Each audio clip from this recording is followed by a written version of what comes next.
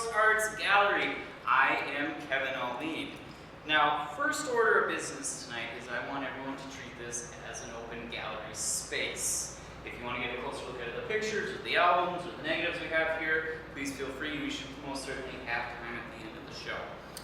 Second order of, well, let me back up for a second there. Because this show is an ode to the tactile, the tangible, art that you can experience with all of your senses. But not just any art, of course. Specifically, film. And I know what you're thinking. Film, what is this, 1994? I assure you, it is 2024. Maybe, unfortunately, so in some ways, but that's neither here nor there. So, second order of business. This is going to be a little bit of an audience interacting show, so I do need a volunteer. I gotta take some portraits, try to use up this roll of film I have in here. And anyone who does volunteer will get a free copy of Shots magazine. It is published locally with an array of international photographers. And right now, you can get 15% off your subscription to Shots with the code SHOTS15. So, I think I might have a couple of volunteers. All right, let's start with you right here. You want to just stand right here for me? Perfect. All right. Give me your best pose. You got to open those eyes. Open those eyes big. Yes. Perfect. All right. Think of something really funny. What's the funniest? Oh, yep. Make your face. There you go. Perfect. Okay, we'll do one more. One more. Give me like a duck with. Nice. All right. Perfect. You got another volunteer? Do you want to come on up? Come on up. We'll take two. Same spot. Stand right there. Give me your best model pose, something you've seen on TV. There, superhero. All right, there we go. Give me your best Superman. Give me a Superman look. Give me there you go, perfect. All right. Hulk. What about the Hulk? Give me the Hulk. Give me the Hulk. Excellent. Nice. All right. Thank you so much.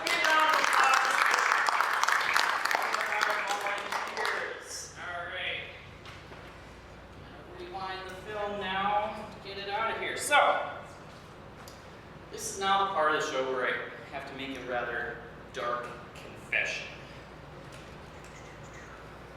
There we go. See, I am a murderer. Or at least, I've been accused of murder. Well, because I'm a millennial, right? And I and my fellow generational brethren have been accused of killing many industries. Which industries? Well, let me tell you. We'll get this after the show. Business Insider in 2017 published an article stating that millennials were responsible for the death of the following industries: casual dining, cereal, yogurt, bar soap. I mean, I bought all this stuff, so clearly it's not dead. Napkins, department stores, and even home ownership. Yeah. We killed that? Yeah, I'm not going to get into it now. But, you know what industry we haven't killed and is in fact thriving? Film. But I can't take all the credit because there is strong evidence to show that Gen Z is coming in with their support, with the majority of film camera sales going to those under the age of 25. Which is why I find it kind of interesting that when I'm out and about with one of my cameras taking photos, I get a well-meaning stranger pretty regularly, usually of an older male demographic. We all know that one. That comes to me and says, "Is that a film camera? Will they still make film for that?" Yes, obviously. So, what kind of film do they make? Most, it turns out. You have 35mm, the bread and butter of the film photography world, available in a variety of black and white, and yes, even the disposable cameras for those strong 90s prom vibes. And color film, which I have here, Harman Phoenix 200. This is a brand new color film that came out in December. Now, if you had told anyone within the film community that an entirely new color film stock would be produced, I mean, not just an existing film that gets a new label on it, but an entirely new emulsion. Nobody would have believed it, but here we are. You also have your instant film still, Polaroid and Fuji Instax, Polaroid being clubbed from the clutches of death in 2010. And then you have 120 film, otherwise known as medium format, the long-time choice of fine art and high fashion photographers for many decades before digital. But what about these guys? The ones that you see at the antique stores or maybe on a nice bookshelf display? You can actually get film for these too. It's very similar to 120. It usually just came on its own proprietary spindles. Companies want you to buy all their products. But you can get them on the spindle, or you can get adapters to use 120 in these cameras. And then you also have here 126 cartridge film. They don't make these cartridges anymore, but the fine folks at the Film Photography Project have made an adapter called a Facmatic, where you put in your own 35mm film inside that adapter, and you can then make use of the Instamatic line of cameras. Pretty cheap to pick up at thrift stores or online. Speaking of cartridges, I have here a 110 film cartridge, brand new. Does anybody remember 110 film? It came out in the 1970s. It's 16mm film in a little convenient packaging. It was really popular because it was super convenient to just throw that cartridge right into the camera without having to load it and wind it, and then the cameras were small enough to fit in your pocket. I have here a Spy Kids toy 110 camera. It's a functional camera. It came in a McDonald's Happy Meal. I think it was just after this came out that McDonald's stopped putting worthwhile toys in their Happy Meals. But to give you a little perspective, Spy Kids came out in 2001. So just 23 years ago, this film format was still very popular, and still is, because actually just this past March, a brand new 110 camera was released from the folks at Lomography. So niche it may be, it still has its hold in the film world. But that's not all, because we also have our large format sheet films. Starting at 4x5 in size, I have some X-ray film here in black and white. Variety of black and white color options in 4x5. You can even go up to 5x7 in size. This one's probably the hardest to find, usually just a couple of black and white options out there on the market. You can even get up to 8x10, or there's even ultra large format, 11x14 and 16x20. You know what they say about a guy with large film. Camera. So, and that's still not all. You also have motion picture film. Now, most people probably know that Hollywood studios still occasionally shoot features on 35mm film. I have here a trailer from Pirates of the Caribbean Dead Man's Chest that I stole from the movie theater I used to work at in high school. But you can also get for yourself at home 16mm movie film. I got some reversal film here, so you send this off to the lab to get processed, and it actually comes back as a positive that you can then run through the projector. You then can also get even 16mm magazine film from the folks at the Film Photography Project for your magazine style cameras. You of course can also get 8mm and the cult classic Super 8, still all available. Now I know what you're probably thinking. Kevin, this is great, but don't you have to develop all of this? And yes, you do. And it can get a little expensive, sure. But here's the dirty little secret. You can do it yourself at home, the cost being pennies on the dollar, and it's really quite easy. Come on, I'll show you. Don't come on, you stay there, I'll go over. Now, I have here some 35mm black and white film that I will be developing tonight. Don't let naysayers tell you that you can't do color developing at home. You can. They say it's difficult, it's not. It's actually easier in some ways. The only difference between color chemistry and black and white chemistry is that the color chemistry needs to be kept at a higher temperature when you're developing, around 106 degrees Fahrenheit. which you can do really easily in a water bath with a sous vide such as this. Or, you know, I'm not your real dad. You do whatever you want. Plenty of folks develop their color film with their chemistry at room temperature. They get really great results. Or you get some fun, funky color shifts. It's art. Play with it. Enjoy it. But black and white chemistry, you want to keep at 68 degrees Fahrenheit. So that is what I will be doing tonight. So this is the part where I need to make a real quick shout out to a sponsor of the show, West Photo, located at 21 University Avenue Northeast, where for over 40 years they have been the photographer's photo store. West Photo very generously donated the chemistry and the film that I've been using in these shows, as well as the dark bag here. So without their support, I couldn't have done this. So thank you to West Photo. See them for all your needs, from digital to film development to printing to your darkroom accessories. Now, you will need a light tight space to transfer your film first and foremost. I'm going to be using this really handy pop-up dark bag right here. They also make dark bags. There's even a company in Australia that makes like a dark bag hoodie that zips like all the way up over your head so you can change your film inside your own shirt. I don't know, whatever.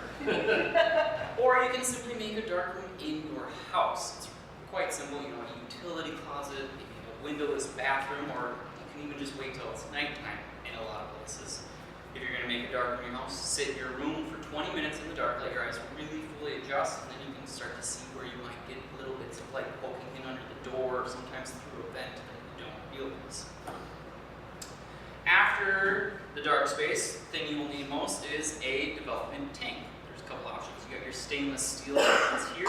These are usually the preferred ones by the quote-unquote professionals, but they're a little bit more of a learning curve to load your film onto this. So I actually personally prefer the plastic Patterson kits here.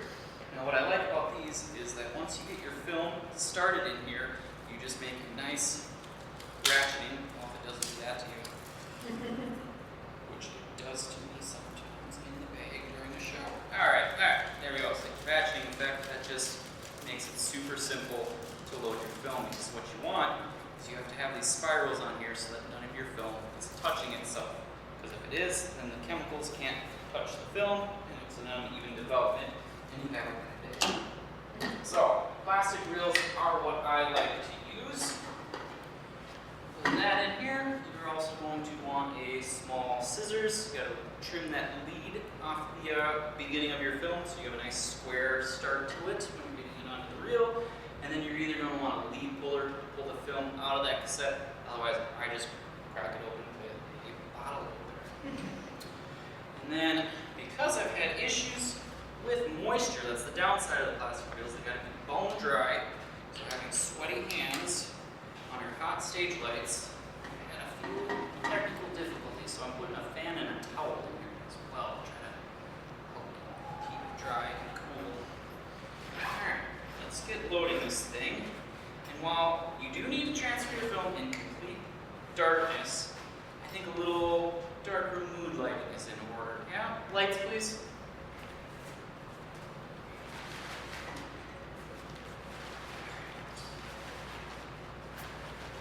My arms in here real quick, get myself orientated. That's always the most difficult part, remembering where did you set that. And it's a small little box, but it's amazing how things can just wander off and disappear. You know?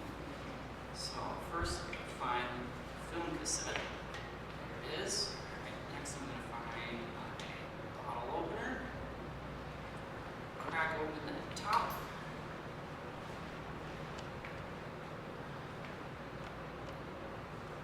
Film canister with your finger. There we go. The top off. Feed my film kind of back through the film cassette. Kind of helps keep it warm. And got that little cut start to your film and then load it into your camera. You want to cut that off so you have a nice square end. Cut it off. Finger. Learning to use scissors without looking at them is a skill that takes practice. Children don't do it at home without adult supervision. I'm gonna get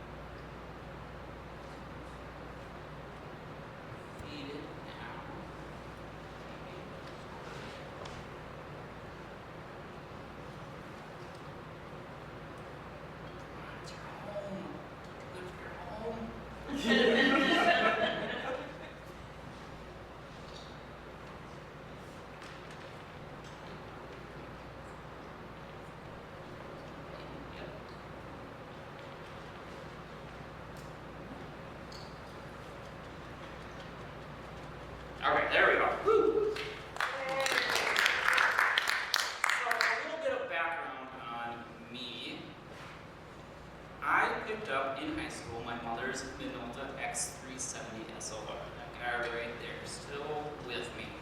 SLR stands for single lens reflex. It means when you're looking through the viewfinder, you see what the lens sees.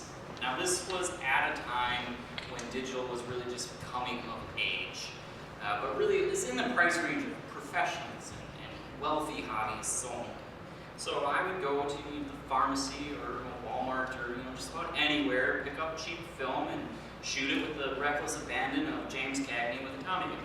If you don't know who James Cagney is, ask your parents. He's a great actor. You can watch a gangster movie when you get there. And then I would drop my film off at the lab and wait 1 to 2 weeks for it to be developed to get back my 4x6 prints and a CD of my scans, which, I mean, hey, CD, that even feels antiquated now. Center thing, cassette, find my scissors again.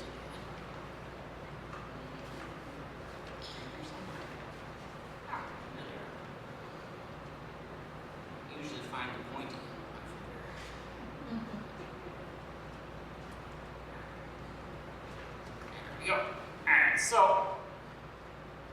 people will often ask, like my 9-year-old, for example, or anyone else who's curious, how does the photographic process work? And the way I like to explain it is just magic. And really it is nothing short of sorcery, but of course there is a scientific explanation. And as the late great Terry Pratchett said, just because you know how something works doesn't mean it stops being magic. So photography comes from the Greek word that literally translates to writing with light. Just a little bit.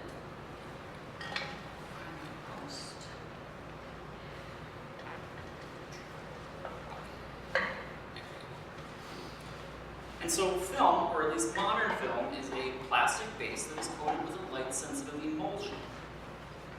That emulsion is made up of a gelatin with silver halide crystals suspended in it. Those silver halide crystals, when exposed to light, imprint an invisible image called a latent image. And so then when you process your film, those crystals are actually changed into silver metallic grains. So when you hear the talk of grain in a film, it is a literal, actual thing. And so the black and white negative, blacks are going to be white, your whites are going to be black. With a color film, each emulsion has silver halide crystals.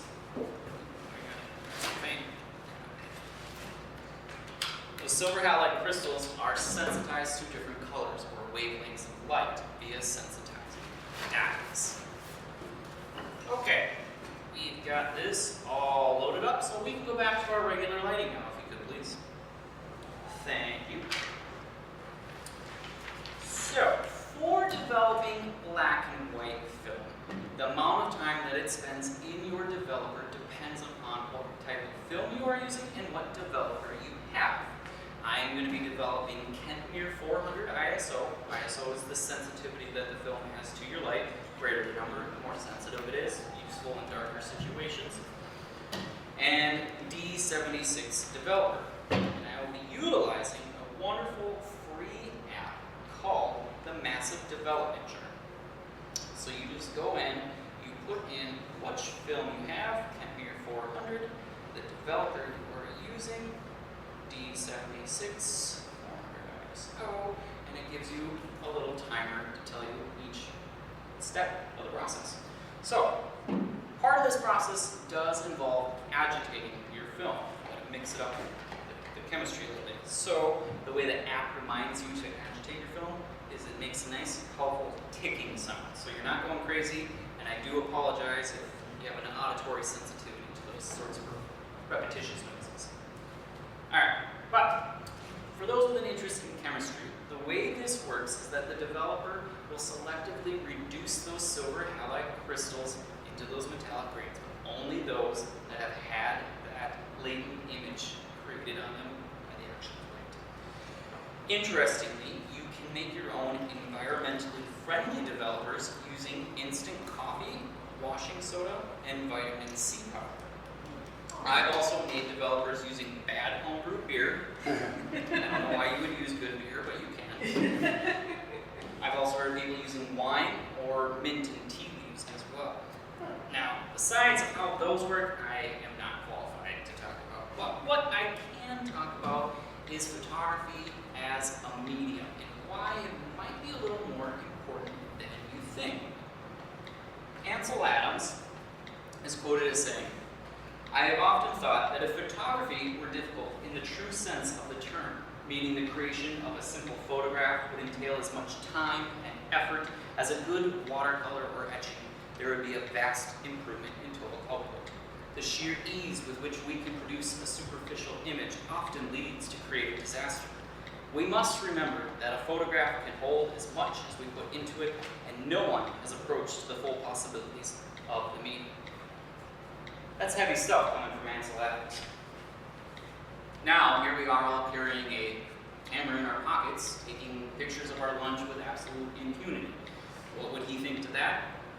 My guess is he's rolling over in his grave a little bit, but it's actually a little hard to say because he was quite the fan of instant photography when it came out, having taken the official portrait of President Jimmy Carter on a 20 by 24 inch Polaroid camera.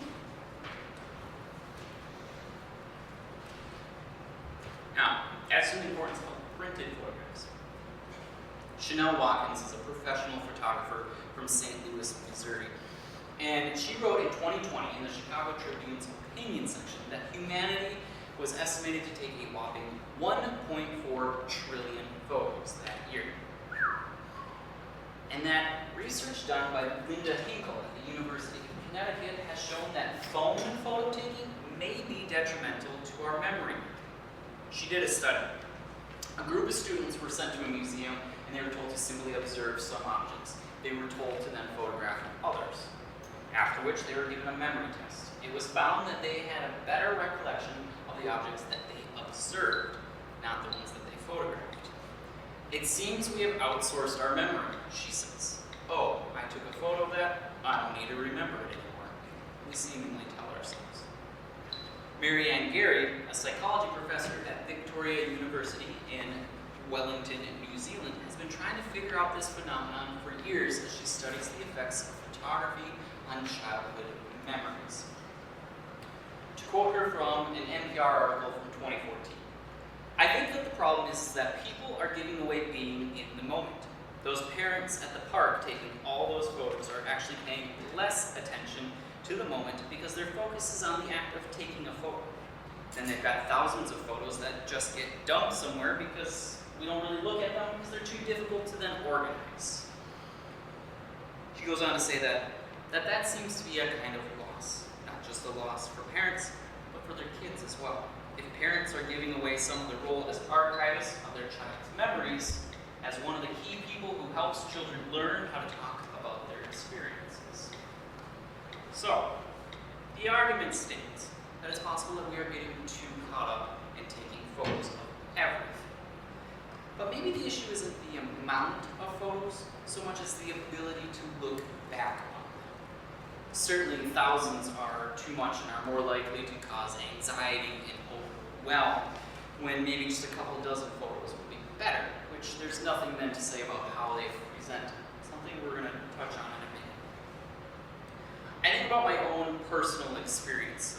When I was 13 years old, I took a family trip to Germany, but yet I have very little memory of it, despite how impactful of a trip that was. Whereas you can ask my spouse about a family trip she took when she was 10 and going to South Dakota and a bear climbing atop their car to eat a piece of melted American cheese that had melted on the roof. Now, obviously, there are some differences between these experiences, but not the least of which is the amount of photographs we have from them. I have nearly none. And the act of sitting down with an album with family to relive those experiences. So why film specifically? You ask any film shooter and they're going to tell you there's something in the feeling of it. It's the same with anyone who collects vinyl. There's sort of an indescribable warmth to the entire experience. But maybe it's not so indescribable. A study done by the University of Iowa, the details I won't get too deep into, have basically confirmed that our memories work better when we can see and touch something. Dr. David Krause, a licensed psychologist and author of Phototherapy and Mental Health, agrees. He says, physical photos let us touch the past, invoking a sensory experience that stimulates our memories.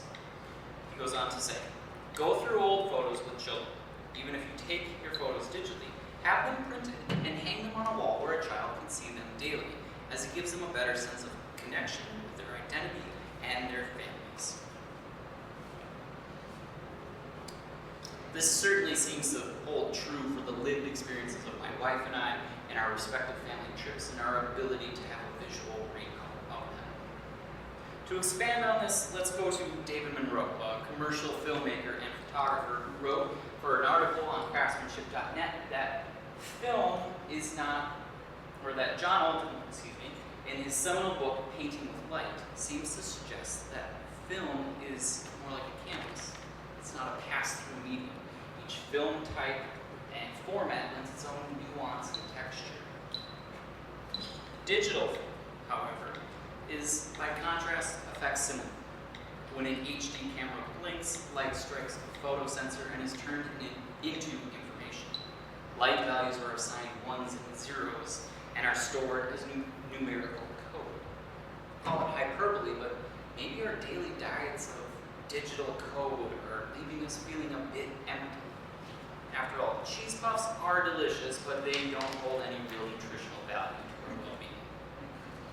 So there we have a little bit of the psychology behind photography. But let's look at photography as an artistic medium. I think to do that, we have to have a mutual understanding of what is art. Well, Aristotle defined art as the means of inducing a psychological reaction within the beholder. I quite like this because to me, it really covers everything. And it says that even if art is bad, that's still inducing a psychological reaction, and ergo is still art. So to a self-depreciating guy like me, that's wonderful news. So when photography first came out, it was not accepted as an art form and actually was heavily derided by the mainstream arts establishment. Allow me to give you a brief timeline. The first photograph was in 1826. The first film photograph was in 1885. But the first photographic art gallery wasn't until 1905 in New York City. And yet the mainstream arts establishment did not recognize photographers until the 1970s. And then, on November 2nd, 2011, esteemed movie critic Roger Ebert declared film dead. Kodak filed for bankruptcy, labs were closing in droves, and cinemas were switching to digital projection. Now, I know we're talking about motion picture here, but the industries of motion and still photography very tightly related up to this point. So, doing the math, that's just a quick 126 years from film's death, or film's birth, to its alleged death. It's funny how we as people react to change, because when photography hit, the same thing was said about painting. French painter Paul Delaroche, upon seeing the first daguerreotype photograph in 1839, exclaimed, "As from today, painting is dead." Painting never died. In fact, a guy named Claude Monet started to paint water lilies in a rather curious fashion, and Impressionism was born. So, we have the historical precedent that creative ingenuity is born from shifting technology. So here we are in the same debate, film versus digital, or at least the shadow of that. But was it ever really a battle between the two? After all, when acrylic paint came out, no one said, sorry, you can't use oil anymore. 20 seconds left on our time here. So next step we are going to go to is the stop bath. We have to halt our development process with a stop bath. A stop bath being an acidic solution that is going to neutralize our alkaline developer, allowing us precise control of the development time. You can get a designated stop bath, such as this one, or you can even just use vinegar. Some people just use water.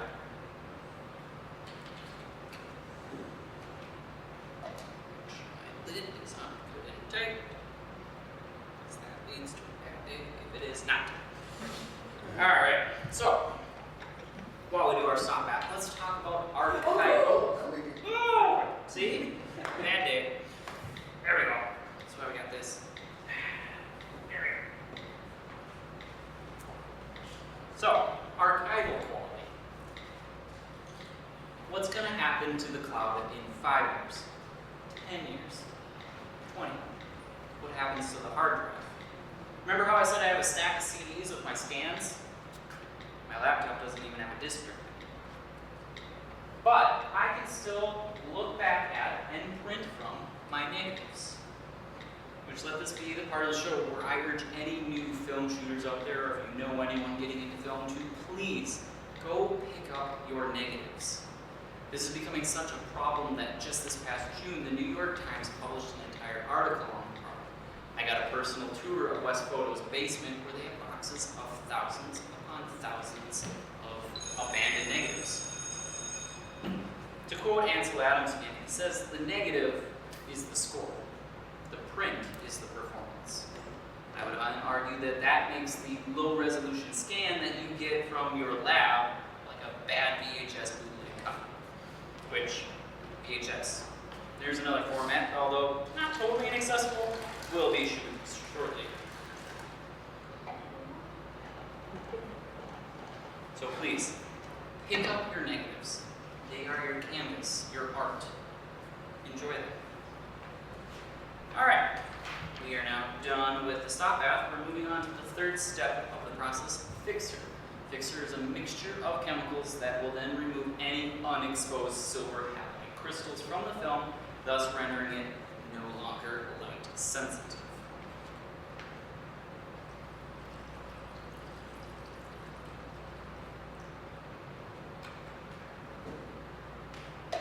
For real this time.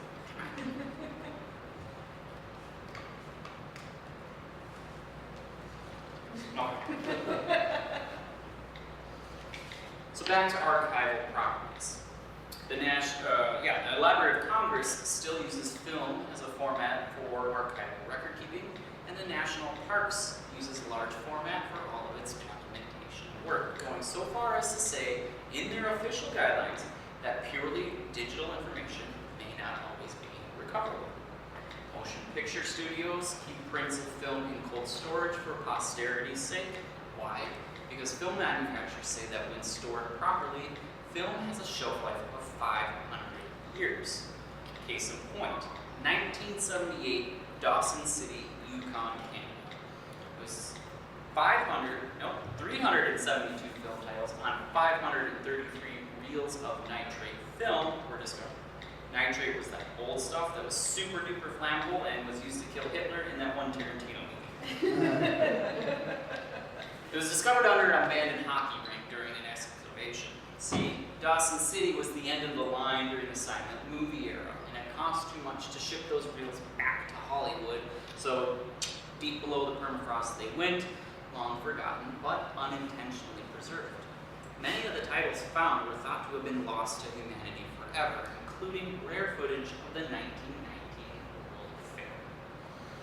Then there's the detail resolution. Steve Bellamy, the current CEO of Kodak, became really excited when a new high-definition scanner was invented for the documentary Apollo 11.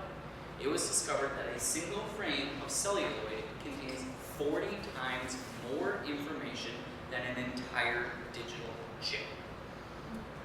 Think of the basic unit of a pixel, he says. It's a box. Even if you have a billion, trillion boxes, you'll never find a single square on a human face. He goes on to say that we live in a medicinal, anesthetic, digital world. Grain in film is beautiful. We need it. So where is film going? In that same article by David Monroe, he states that Alamo Drafthouse has installed more than 40 film projectors in 39 locations after consistently selling more tickets to film-projected screenings than of digital screenings of the exact same title. It would seem that audiences sense something special going on here. And that's evidenced by the legendary film editor Walter Murch, who wanted to gauge the difference and shot an empty room on film and on digital. He said that the room on film had that of a rising potential, as if somebody was about to enter. gone digital, more like somebody had just left. So, remember how in 2011 I said that film was declared dead?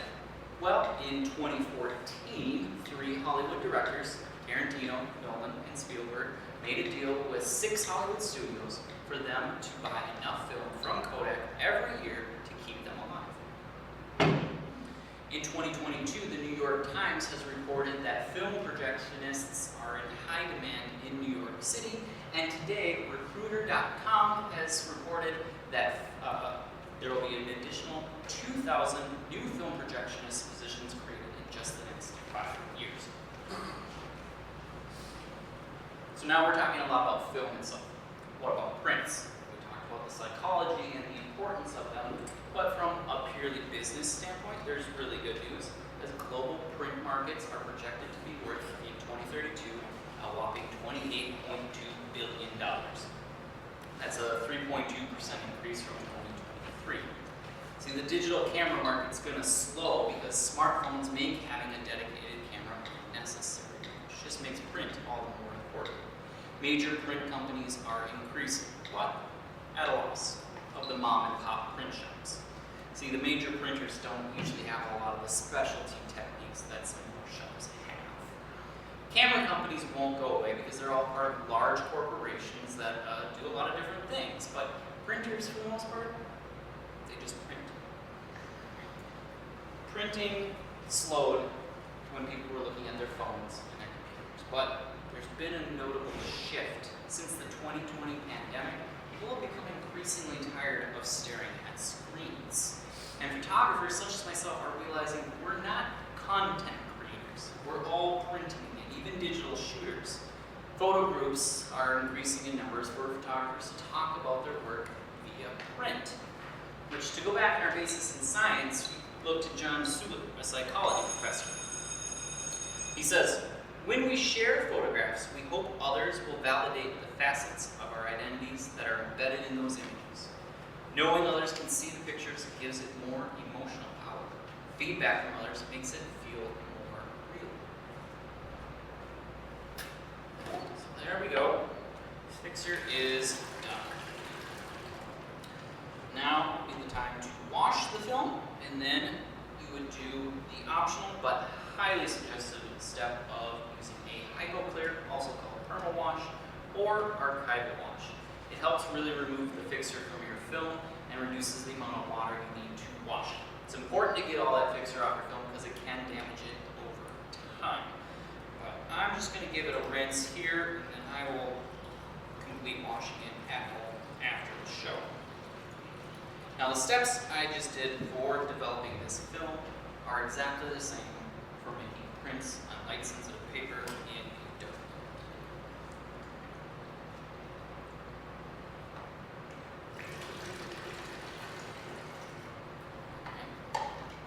And we can open it up and bring it out into the light. Rinse here.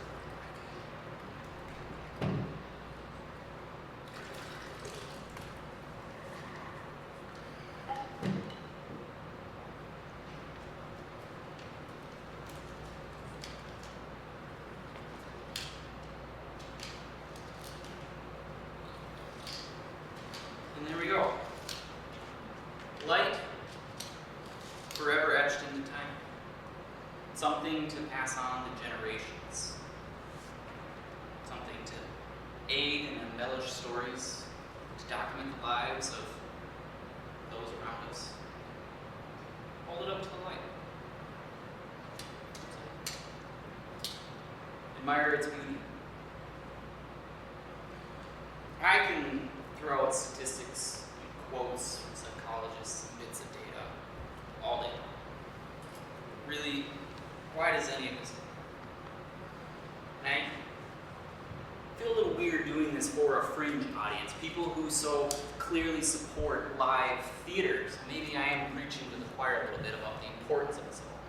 Tangible art, things you can hold in your hands outside of small screens and streaming apps, which, hey, still go to the movies, especially those film projected screenings. We live in a time where we can pick up a screen and see anything we want to, but it is so clearly not the same experience. If you allow me another anecdotal example. A number of years ago, my wife and I went to the Chicago Museum of Art to see a Van Gogh exhibit. Now, she was an art major in college. She's seen Van Gogh's work numerous times in textbooks, posters, and prints. I mean, we have Starry Night in her house. But when we walked into that gallery and saw the bedroom painting, which, to quote her, isn't even his best work, she broke down in tears, having been so overcome. As an Instagram post ever elicited such a strong, visceral, emotional response? Maybe, who's to truly say it, but it seems highly doubtful. I had a lot of hesitations while developing this show, thinking, who's really going to care about any of this stuff besides me?